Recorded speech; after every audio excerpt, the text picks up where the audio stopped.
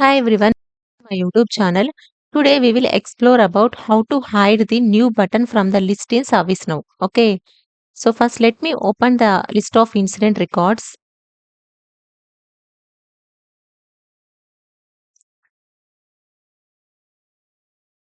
Click on all.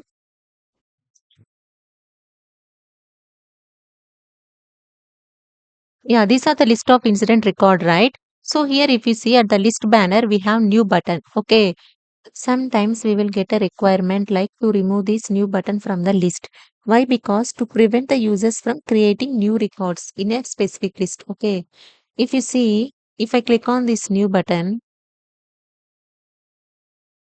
it is directly taking me to the incident record. Okay, from here we can create the incident record, right? So I don't want to allow the users to create a record from the list. Okay, so that's why I need to hide this new button from the list. Then how we gonna do this? Okay, so to hide this new button, click on these three dots available from any of the field here. See caller, priority, in each and every field that those three dots are available.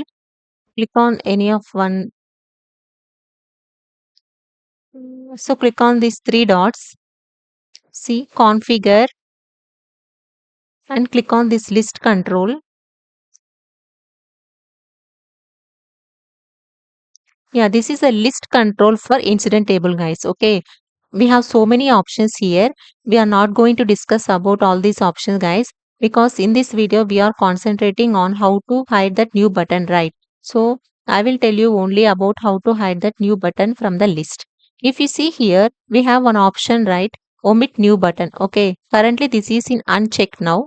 We are going to check this now. Okay, click on this omit new button and save the record. Go back to the incident records and we'll refresh this incident records. Okay. Yeah, did that new button has been disappeared from this list banner. Okay.